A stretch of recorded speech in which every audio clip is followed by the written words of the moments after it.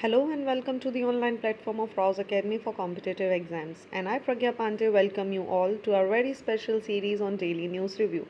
So, without wasting any time, let's see what is in the news. देखिए बड़ा अच्छा सा आर्टिकल आया हुआ है जीएस पेपर 2 के लिए कहीं ना कहीं महत्वपूर्ण नहीं बोल सकते लेकिन इम्पॉर्टेंट हो जाता है आपको एक क्योंकि जब आप अमेरिका की बात कर रहे हैं आप यूनाइटेड स्टेट्स ऑफ अमेरिका की बात कर रहे हैं आप बहुत बड़े और आज के डेट में इकोनॉमिकली पावरफुल एक कंट्री के बारे में यहाँ पर डिस्कस कर रहे हैं।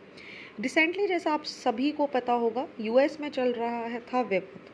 क्यों? देखिए जितने भी कॉलेजेस हैं यूएस में यूजुअली आप देखेंगे तो यहाँ पर एक एडमिशन के टाइम पर रेशियल एक परसेंटेज आपको देखने मिलेगा that if you belong to a certain race आपको इतना परसेंट मिलेगा, if you belong to a certain race आपको इतना परसेंट यहाँ पर एडमिशन में प्रायोरिटी मिलेगी। सो दैट जो कॉलेज और यूनिवर्सिटी हैं वो यहाँ पर जो रेशियल बैलेंस है वो यहाँ पर मेंटेन कर सके यूनिवर्सिटीज़ में।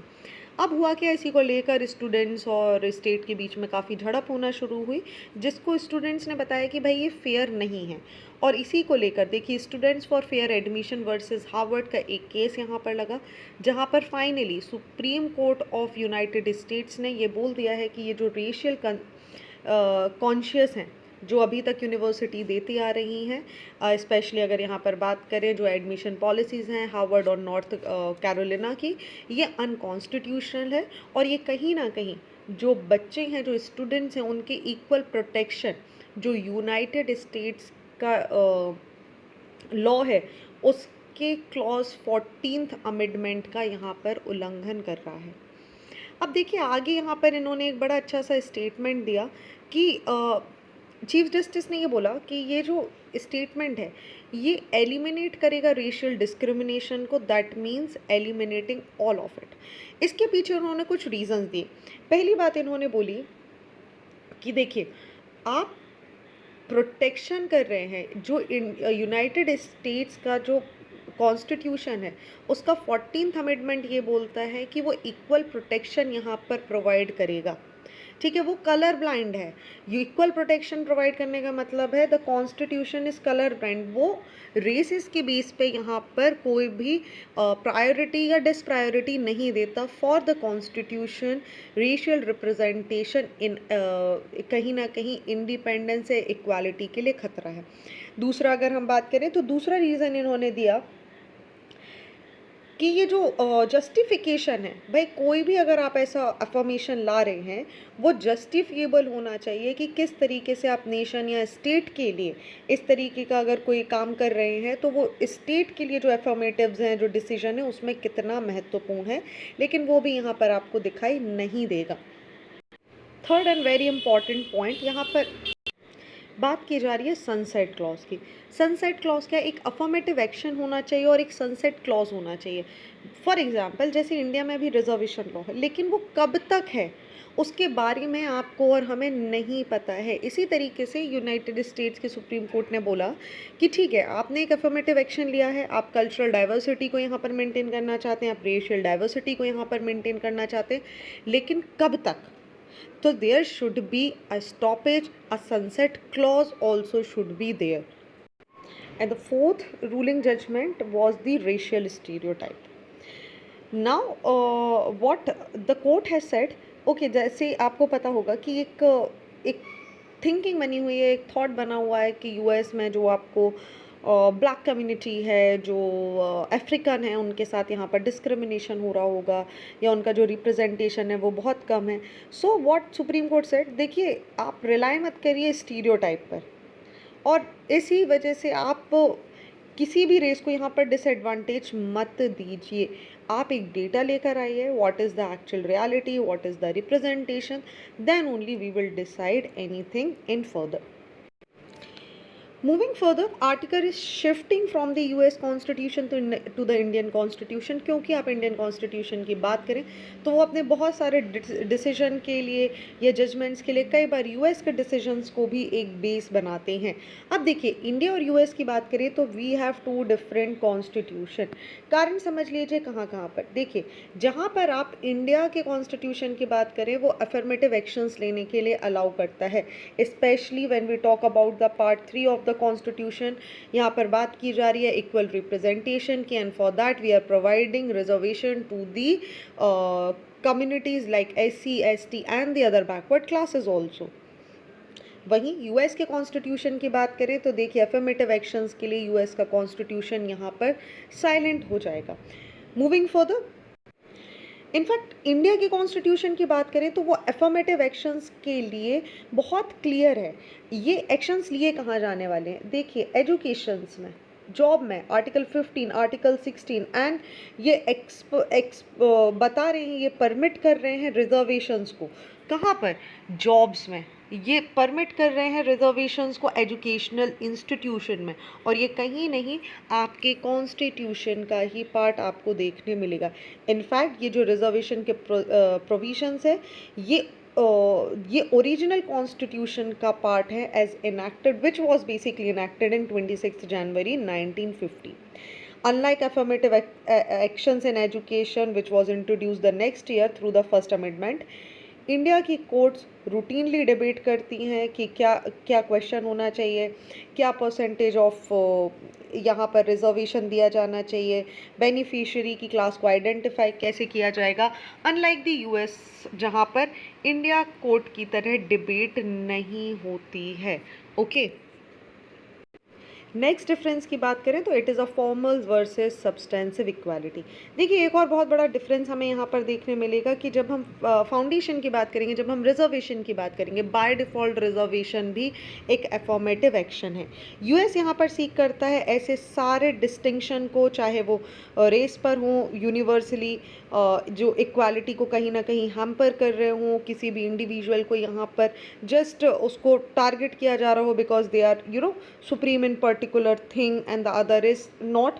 इसको यहाँ पर पूरी तरीके से डिनाई कर रहा है. ये अप्लाई होता है even for the affirmative actions that may be justified to undo the historic discrimination faced by the African Americans or Hispanics, जो कि दूसरे ग्रुप्स को इन जनरली बोला जाता है. अलॉन्ग विद दैट अगर आप देखेंगे तो इंडिया दूसरी तरफ यहाँ पर मानता है ये सारा जो डिस्टिंक्शन है, जो रेशियल है, जो कलर है, कम्युनिटीज़ हैं, इनको यहाँ पर मानता है कि देखिए इक्वालिटी सभी के लिए ज़रूरी है, बट पॉइंट इज़ दैट कि इक्वालिटी शुरू कहाँ से हुई. किसी के लिए इक्वालिटी यहाँ से शुरू हुई तो किसी के लिए यहाँ से शुरू हुई.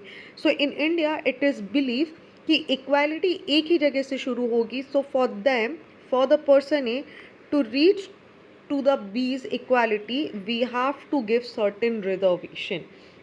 So we does not treat distinction of race, caste, etc. कि ये कहीं पर भी reservation anti threatening होगा. ओके, सो यहीं पर अगर आप बात करेंगे तो ये आप देखेंगे ये एक टेस्ट है कॉन्स्टिट्यूशन के लिए जो यहाँ पर आपको प्रोवाइड कर रहा है कि आपको क्या देखना है. इक्वालिटी को हम सब्सटेंसिव मोशन की तरह देख रहे हैं, इक्वालिटी को हम फॉर्मल की तरह देख रहे हैं जैसे यूएस में देखा जा रहा है, और ये सब्सटेंसिव मोशन कब तक देखने के लिए मिलेगा. So this is a very good article. आप इस पर से बहुत सारे नोट्स यहाँ पर प्रिपेयर कर सकते हैं. चलिए, moving on to the next article. So article is talking about the choose a new palette for India's creative economy. We are talking about the artist here. Importance हो जाती है GS पेपर 3 के लिए. देखिए जैसे ही आप डिजिटल इंडिया की बात करते हैं, डिजिटल प्लेटफॉर्म की बात करते हैं, तो टेक्नोलॉजी ने आज की डेट में इनेबल कर दिया है इंडिया के आर्टिस्ट को, आर्टिशियंस को, कि वो एक वाइडर ऑडियंस पे पहुंच सके. हालांकि इसके बाद भी आप देखेंगे कि ये बहुत सारे चैलेंजेस को फेस करते हैं. अब ये चैलेंजेस आखिर हैं क्या? फॉर एग्ज़ाम्पल आप देखेंगे कि इकोनॉमिक सस्टेनेबिलिटी. सपोज़ एक व्यक्ति है जो हाथ से कोई चीज़ बना रहा है, आर्टिस्ट है, तो वो कंपैरेटिवली मार्केट में मिलने वाली चीज़ों से थोड़ी सी महंगी होगी. सो यहाँ पर सपोज़ उसने एक कोई भी पोर्ट्रे बनाया है, कुछ भी चीज़ बनाई, that was worth of ₹400. You will be like okay the 400 amount is very much, I can only pay you 300 और else I can pay you 200 और else I can find it on any digital platform like e-market companies for like Flipkart or etc. anywhere.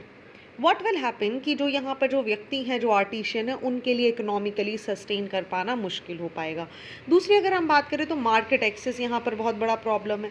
Third is the digital divide. Fourth अगर हम बात करें तो art world में आप देखेंगे, और आर्ट वर्ल्ड को रखने में, आर्ट को प्रोटेक्ट करने में, प्रिजर्व करने में आपको बहुत ज़्यादा कमी देखने के लिए मिलेगी.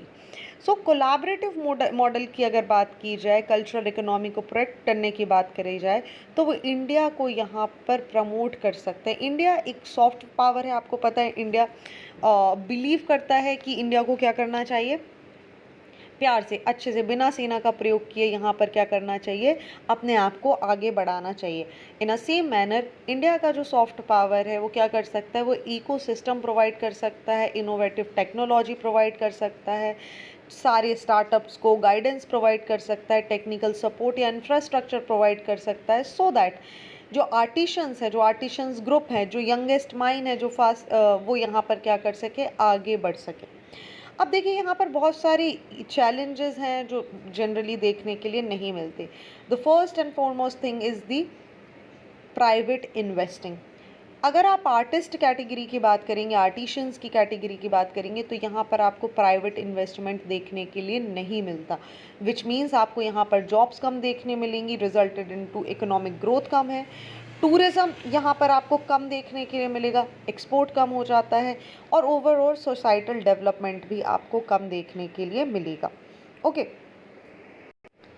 अब देखिए हुआ क्या है, जैसे आप ऑनलाइन प्लेटफॉर्म्स की बात कर लेते हैं, social media, digital content creation की, इन सभी ने अलाउ किया है आर्टिस्ट को, राइटर्स को, फिल्म मेकर को, म्यूजिशियन को और दूसरे क्रिएटिव्स को कि वो यहाँ पर ऑडियंस को एंगेज करके रख पाए, and also they can monetise their talent.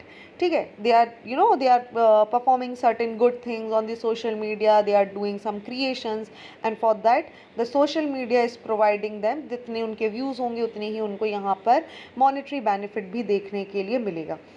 So because of that Indian artist and artisans यहाँ पर बहुत इंपॉर्टेंट हो जाते हैं, क्योंकि ट्रेडिशनल आर्ट को जब प्रोटेक्ट करने की बारी आती है, उसे प्रिजर्व करने की बारी आती है, तो उसके लिए आपको इकोनॉमिक सस्टेनेबिलिटी चाहिए, आपको मार्केट एक्सेस चाहिए, ताकि आप ट्रेडिशनल आर्ट को यहाँ पर सेव कर सकें। एंड फॉर दैट गवर्नमेंट का सपोर्ट, कल्चरल इंस्टीट्यूशन के इनिशिएटिव्स भी बहुत ज़्यादा इम्पॉर्टेंट हो जाते हैं।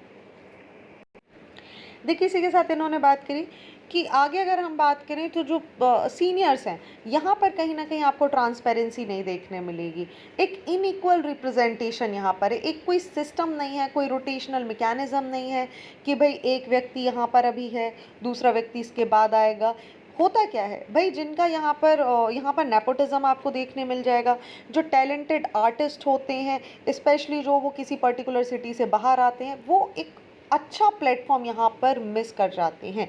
तीसरी अगर हम बात करें तो जो यहाँ पर चैलेंज डिस्कस किया गया था, which was the crime in the art world, ये इंक्लूड करता है भाई चोरी, कॉपीराइट इन्फ्रिंजमेंट, कैसे हो रहा है क्राइम, फ्रॉडरी हो रही है, फ्रॉड हो रहा है, इलिसिट ट्रैफिकिंग की जा रही है, इन सारी चीज़ों को यहाँ पर एड्रेस करने की ज़रूरत है, एक सिक्योरिटी मेजर्स को यहाँ पर बढ़ाने की ज़रूरत है।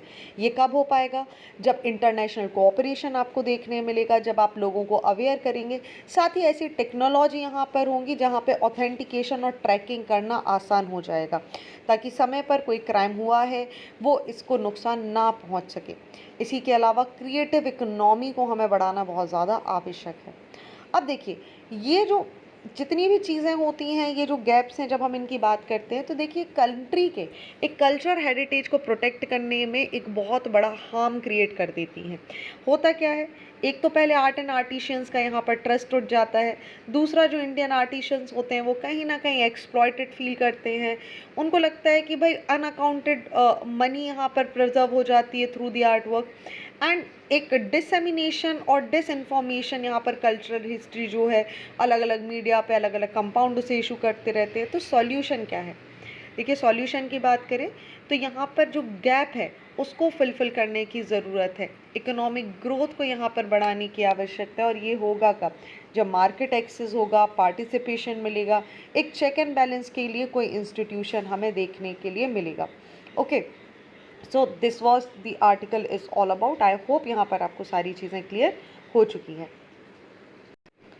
चलिए नेक्स्ट बात की जा रही है माइग्रेंट्स के बारे में, इनके लिए एक सोशल पॉलिसी के बारे में, इम्पॉर्टेंट है जीएस पेपर 2 के लिए।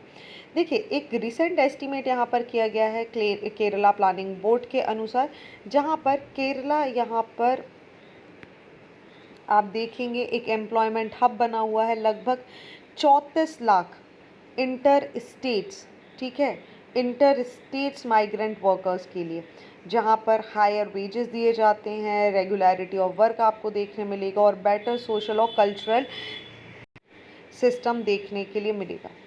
अब अगर बात की जाए माइग्रेंट्स आखिर होते क्या हैं, तो देखिए माइग्रेंट्स वो व्यक्ति है, सपोज़ ये उसका प्लेस ऑफ बर्थ है, वो यहाँ से किसी दूसरी जगह पर चले जाते हैं। ओके, तो ये यहाँ पर कौन कहलाएंगे? माइग्रेंट्स। अब अगर हम माइग्रेंट्स की बात करें तो देखिए ये आर्टिकल कहीं ना कहीं डिस्कस कर रहा है एक जो लेबर कॉन्क्लेव हुई थी 25 मई 2023 को तिरुवनंतपुरम केरला में, उससे रिलेटेड जो भी यहाँ पर इम्पॉर्टेंट बातें थी माइग्रेंट्स को लेकर उसके बारे में। माइग्रेंट्स की अगर हम बात करें तो आज की डेट में वो बहुत सारे ऑर्गेनाइजेशन ट्रबल यहाँ पर फेस कर रहे हैं, जिसमें से सबसे पहले अगर आप देखेंगे तो एक चीज़ आपको जानना ज़रूरी है कि माइग्रेंट्स बेसिकली दो प्रकार के होते हैं। एक तो होते हैं इंटरनल माइग्रेंट्स, दूसरे होते हैं एक्सटर्नल। इंडिया में अगर आप देखेंगे तो सबसे ज़्यादा दिल्ली, बॉम्बे, कोलकाता में आपको लार्जेस्ट इंटरनल माइग्रेंट्स देखने के लिए मिलेंगे। अब ये इंटरनल माइग्रेंट्स का सोर्स क्या है? तो देखिए उत्तर प्रदेश और बिहार सबसे बड़े सोर्सेज हैं उन स्टेट्स के, followed by Madhya Pradesh, Punjab and Rajasthan, जहाँ से मोस्टली लोग काम करने के लिए इन शहरों में जाते हैं। ओके, तो ये क्या हो गया? ये एक माइग्रेशन आपको देखने के लिए मिल जाएगा। अब माइग्रेशन की अगर हम बात करें तो भाई कुछ तो इसके एस्पेक्ट होंगे। देखिए कॉजेज़ क्या हो सकते हैं? अर्बनाइजेशन, मैरिज हो जाना, एम्प्लॉयमेंट की वजह से, एजुकेशन की वजह से, सिक्योरिटी की कमी, पब्लिक पॉलिसी डिस्ट्रीब्यूशन अच्छा नहीं मिल पाना, एनवायरनमेंट या डिज़ास्टर प्रॉब्लम्स की वजह से, जिसकी वजह से आप देखेंगे माइग्रेशन होता है। माइग्रेशन के इम्पैक्ट क्या हैं? देखिए एक तो लेबर और डिमांड और सप्लाई बढ़ जाती है, इकोनॉमिक रेमिटेंस यहाँ पे इंक्रीज़ हो जाता है, स्किल डेवलपमेंट होती है, क्वालिटी ऑफ लाइफ इंप्रूव हो जाती है, सोशल रेमिटेंसेस आपको देखने मिल जाएंगे, फूड या न्यूट्रिशनल सिक्योरिटी देखने मिल जाएगी। लेकिन नेगेटिव इम्पैक्ट की अगर आप बात करें तो ये नेगेटिव इम्पैक्ट ना केवल किसी स्टेट बल्कि जो व्यक्ति हैं, जो लोग यहाँ पर शिफ्ट करते हैं उनको देखने मिलता है। पहली बात तो डेमोग्राफिक प्रोफाइल बिगड़ जाती है, पॉलिटिकल एक्सक्लूजन हो जाते हैं क्योंकि इनके पास राइट्स नहीं होते, पॉपुलेशन एक्सप्लोजन आपको देखने के लिए मिल जाता है। मोस्टली आप देखेंगे तो स्लम्स यहाँ पर जहाँ पर अनहाइजीनिक कंडीशन है, क्राइम है, पॉल्यूशन है, कंडीशन सही नहीं है, ऐसी स्थिति भी उत्पन्न हो जाती है।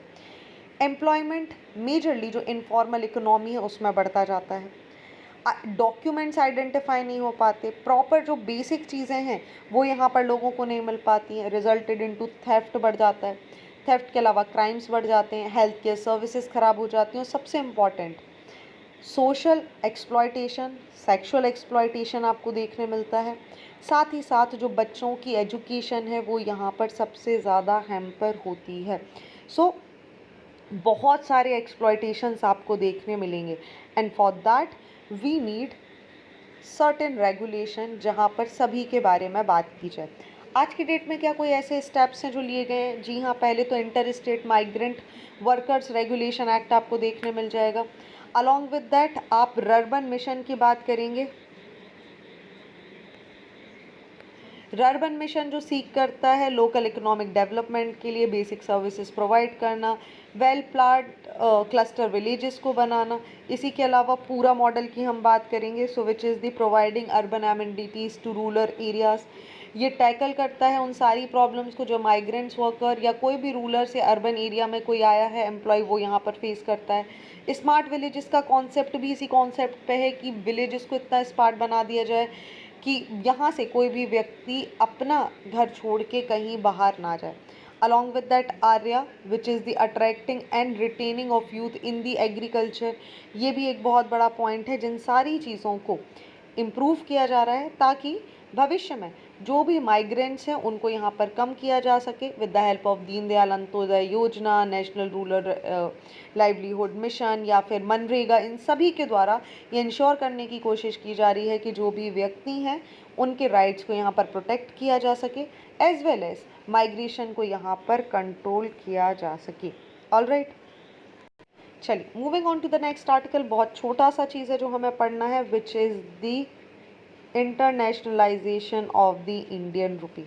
देखिए रिसेंटली हुआ क्या, गवर्नमेंट ऑफ इंडिया यहाँ पर प्लान कर रही है कि वो आईएनआर को यहाँ पर क्या करेगी, प्रमोट करेगी और उसको इंटरनेशनलाइज करेगी, जिसकी वजह से आप देखेंगे बहुत सारे मॉनेटरी इम्प्लीकेशन और कुछ कंडीशंस हमें देखने के लिए मिलेगी। पहली चीज़ समझ लीजिए कि आखिर इंटरनेशनलाइजेशन ऑफ रुपीज़ है क्या। देखिए, इंटरनेशनलाइजेशन ऑफ रुपी एक ऐसा प्रोसेस है जहाँ पर इंक्रीज किया जाएगा क्रॉस बॉर्डर ट्रांजैक्शन को इन्वॉल्विंग द इंडियन करेंसी। ये करस्पॉन्ड करेगा ट्रेड को इन दी इम्पोर्ट एक्सपोर्ट, जहाँ पर करंट अकाउंट ट्रांजैक्शन और कैपिटल अकाउंट ट्रांजैक्शन हमें देखने के लिए मिलेंगे। इसको लेकर इंडिया अलग अलग इंटरनेशनल सेटलमेंट कर रहा है ताकि इंडियन रुपीज़ को यहाँ पर फॉरेन ट्रेड का पार्ट बनाया जा सके। प्रॉफिट क्या होंगे अगर इंटरनेशनलाइज कर दिया रुपीज़ को? तो देखिए, पहले तो एक्सचेंज रेट को मिटिगेट किया जा सकेगा। इंटरनेशनलाइजेशन INR से लोअर हो जाएगा ट्रांजैक्शन कॉस्ट, जो क्रॉस बॉर्डर ट्रांजैक्शन कॉस्ट होता है वो कम हो जाएगा, रिस्क कम हो जाएगा। मतलब जो करेंसी की वॉलेटिलिटी है जो इंडियन बिजनेस आजकल फेस करते हैं, वो रिस्क यहाँ पर कम हो जाएगा। एक्सपोर्ट बहुत कॉम्पिटिटिव बन जाएगा, बहुत इजी हो जाएगा, जिसकी वजह से जो बिजनेस कॉस्ट है, जो एक्सपोर्ट की कॉस्ट है, वो यहाँ पे कम हो जाएगी। फाइनेंशियल इंटीग्रेशन की बात करें तो ये आपको बढ़ा हुआ नज़र आ जाएगा। अलॉन्ग विद दैट जो फॉरेन एक्सचेंज रिजर्व को यहाँ पर मेंटेन करना पड़ रहा है, ठीक है, उसको भी यहाँ पर उसका साइज, उसके शेयर को भी यहाँ पर सेटल या कम किया जा सकेगा। चैलेंजेस क्या होंगे भाई इंटरनेशनलाइजेशन के? देखिए, एक बहुत लॉन्ग और डिफ़िकल्ट प्रोसेस है। अभी अगर हम बात करें तो जो ट्रेड एग्रीमेंट है रशिया वगैरह के साथ, वो भी फुली ऑपरेशनल नहीं है। और आपको अभी भी पता होगा कि इंडिया ने अभी रशियन ऑयल कंपनीज़ को युआन में यहाँ पर पेमेंट किया है। लार्ज ट्रेड डेफिसिट, देखिए, with Russia it would saddle Russia since the large rupees balance it would have to find a way to use or invest. Small market आपको देखने मिलेगा where Indian economy is not as large as comparative to the other economies of the world. So there would be less demand for the rupees in the global financial market.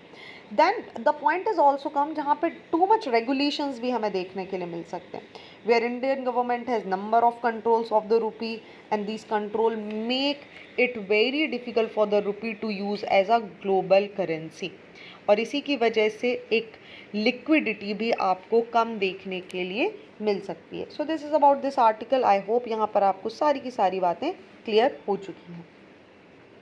Moving next, हम Shanghai corporation के बारे में already बात कर चुके हैं, जहाँ पे ईरान यहाँ पर बन चुका है इसका 9th and the current member.